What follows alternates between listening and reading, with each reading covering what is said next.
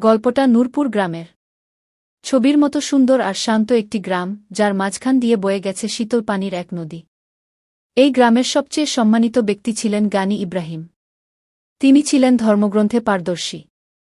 মানুষ দূর-দূরান্ত থেকে তার কাছে আসত ধর্মীয় সমাধান ও গানের জন্য।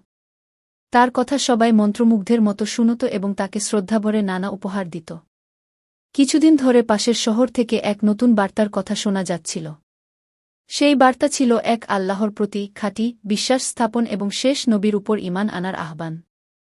এই নতুন বার্তা পবিত্র কুরআনের আলো বহন করে এনেছিল, যা জ্ঞানী ইব্রাহিমের কাছে থাকা ঐশী কিতাবের সত্যতাকেও স্বীকার করত। জ্ঞানী ইব্রাহিম যখন কুরআনের বাণী শুনলেন, তখন তার অন্তর কেঁপে উঠল। তিনি তার নিজের ধর্মগ্রন্থ থেকে জানতেন যে একজন শেষ নবীর আগমন ঘটবে। কুরআনের বাণী তার কিতাবের সাথে মিলে যাচ্ছিল। তিনি বুঝতে পারলেন, এটাই সেই সত্য যার জন্য তিনি অপেক্ষা করছিলেন। কিন্তু একটি ভয় তাকে আঁকড়ে ধরল। যদি তিনি এই নতুন সত্যকে মেনে নেন, তবে গ্রামের মানুষ তাকে আর আগের মতো সম্মান করবে না। তার উপহার, তার মর্যাদা, তার এতদিনের বানানো অবস্থান, সবকিছু হারিয়ে যাবে। এই সামান্য পার্থিব লাভের মোহে তিনি সত্যকে অস্বীকার করার কথা ভাবতে লাগলেন। তিনি ভাবলেন, আমি যদি প্রথম অস্বীকার করি, তবে গ্রামের আর কেউ এটা মানবে না। মানুষ যখন তার কাছে নতুন বার্তা সম্পর্কে জানতে আসত, গানি ইব্রাহিম এক অদ্ভুত খেলা শুরু করলেন। তিনি সত্যকে পুরোপুরি অস্বীকার করতেন না, কিন্তু তার সাথে নিজের মনগড়া ব্যাখ্যা মিশিয়ে দিতেন। তিনি বলতেন, হ্যাঁ, আমাদের গ্রন্থেও এমন কথা আছে, কিন্তু এর অর্থ ভিন্ন। তিনি ইচ্ছাকৃতভাবে সত্যকে ধোঁয়াশাচ্ছন্ন করে ফেলতেন, যাতে মানুষ আসল পথ খুঁজে না পায়। তার নিজের জ্ঞানই তার অহংকারের কারণ হয়ে দাঁড়াল। জ্ঞানী ইব্রাহিম আগের মতোই গ্রামের মসজিদে ইমামতি করতেন। তিনি সালাত কায়েম করতে বলতেন, জাকাত দিতে উৎসাহিত করতেন এবং জামাতের সাথে নামাজ পড়ার গুরুত্ব বোঝাতেন। তার কণ্ঠে থাকত আবেগ, কিন্তু তার অন্তরে ছিল না সেই আন্তরিকতা। তার সালাত ছিল কেবলি শারীরিক অনুশীলন, তার জাকাতের উপদেশ ছিল কেবলি মুখের কথা। গ্রামের এক তরুণ, ইউসুফ, গানি ইব্রাহিমের এই দ্বিমুখী আচরণ লক্ষ্য করল। ইউসুফ ছিল সৎ এবং সত্য অনুসন্ধানী।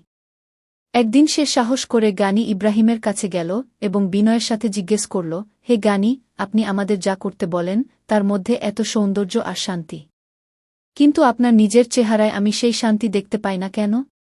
আপনি আমাদের সত্য পথে চলতে বলেন, কিন্তু নিজেকে কেন সেই পথের বাইরে রাখছেন? অথচ আপনি তো কিতাব পাঠ করেন এবং সবকিছুই জানেন। ইউসুফের এই প্রশ্নে গানি ইব্রাহিমের ভেতরটা দুলে উঠল। আয়নার সামনে দাঁড়ানোর মতো তিনি নিজের আসল রূপ দেখতে পেলেন। তার জ্ঞান তাকে পথ দেখানোর বদলে অহংকারী বানিয়ে দিয়েছে। তিনি মানুষকে যা বলছেন, নিজে তা করছেন না। তার অন্তর এক গভীর অপরাধবোধে পুড়তে লাগল। সেই রাতে গানি ইব্রাহিম ঘুমাতে পারলেন না।